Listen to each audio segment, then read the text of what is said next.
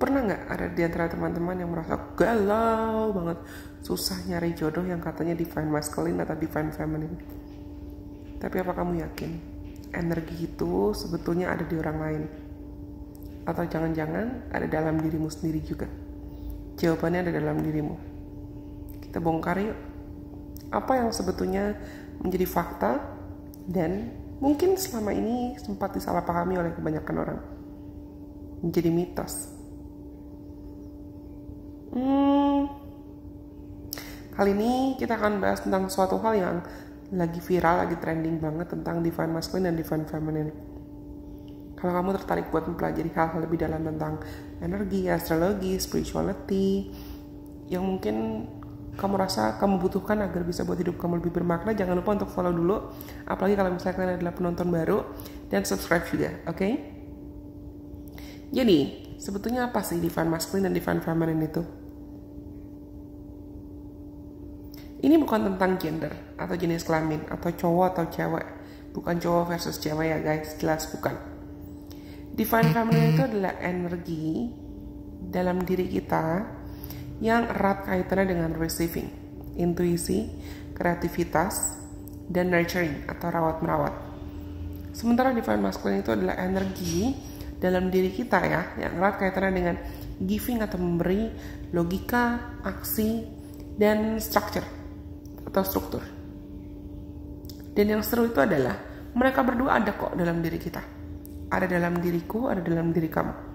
Dan mereka terlepas dari apapun gender kita, itu pasti akan mempengaruhi bagaimana cara kita hidup dan menjalani hidup kita di dunia. It's within us.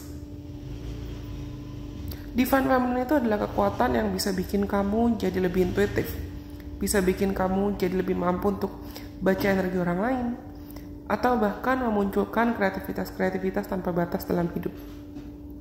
Ini adalah energi yang bisa bikin kamu sebetulnya lebih terkoneksi dengan hatimu sendiri, dengan intuisimu sendiri, dan dengan Tuhan dan semesta, apapun yang percayaan kamu. Sedangkan divine masculine itu seperti aku bilang tadi, action oriented, sangat terfokus pada aksi, sangat terfokus pada tindakan. Itu adalah superpower atau hidden power ya, kekuatan yang bisa bikin kamu tuh melakukan hal-hal dalam hidup kamu to get things done, dan bisa bikin kamu jadi lebih disiplin dan lebih fokus, lebih action oriented. Dan coba deh bayangkan kalau kamu akhirnya bisa mengkombinasikan dan menggabungkan keduanya dalam hidup. Kamu bukan cuma jadi orang yang punya ide luar biasa atau maximizing feminine energy kamu, tapi kamu juga tahu gimana cara untuk mewujudkan itu semua, utilizing masculine energy kamu juga. Magical banget kan, powerful banget kan. Dan seringnya orang tersesat atau berpikir atau salah kaprah ya, salah paham, oh divine masculine atau divine feminine itu orang lain. Salah banget itu.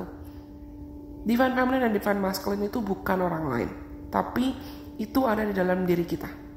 It's within us, itu ada di dalam diri kita. Semua orang punya, apapun gender kamu, apapun jenis kelamin kamu, apapun preferensi seksual kamu, apapun berapapun umur kamu, itu semua orang punya. Mereka bukan hanya sebatas oh divine masculine berarti soulmate aku, jodoh aku ya, divine feminine berarti soulmate aku atau jodoh aku. Bukan gebetan kamu, bukan pasangan kamu, bukan siapapun, tapi itu energi ya, itu energi yang ada dalam diri kamu yang bisa diaktifasi dan bisa dimaksimalkan. They're already there, mereka tuh udah ada di sana.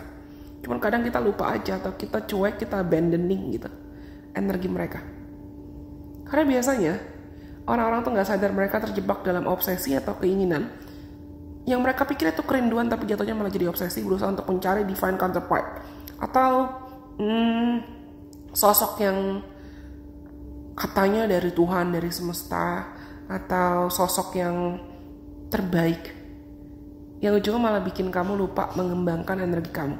Padahal pada akhirnya we attract what we are, kita akan selalu menjadi magnet untuk menarik hal-hal yang memang sudah selaras dan sepadan dengan kita. Tapi ada nggak orang-orang yang mungkin energi divine masculine itu lebih dominan atau energi divine feminine lebih dominan? Ada. And I'm gonna talk about it in other videos. Aku akan bahas ini di video lain. Jadi jangan lupa untuk follow, jangan lupa untuk subscribe juga, supaya kamu gak ketinggalan informasi-informasi dan konten lainnya yang semoga bisa menginspirasi kamu, mengedukasi kamu, dan bikin kamu sadar sama power kamu. Ketika seseorang terobsesi untuk mencari divine counterpart itu bisa bikin kamu lupa dengan values kamu. Bisa bikin kamu lupa sama dirimu sendiri. Jadi dibandingkan kamu bolak-balik nungguin atau marah atau pasif menanti the one. Siapa sih orangnya? Siapa divine masculine aku? Siapa divine feminine aku? Kenapa nggak kamu coba untuk melatih dirimu agar bisa menjadi the one yang utuh buat dirimu sendiri? Untuk menyeimbangkan dan memaksimalkan ya energi divine feminine dan energi divine masculine dalam diri kamu juga. Embodying those two energy equally, healthily, memaksimalkan dan memaksimalkan, mengoptimalkan keberadaan energi divine masculine dan energi divine feminine dalam diri kita semaksimal mungkin, secara seimbang, of course.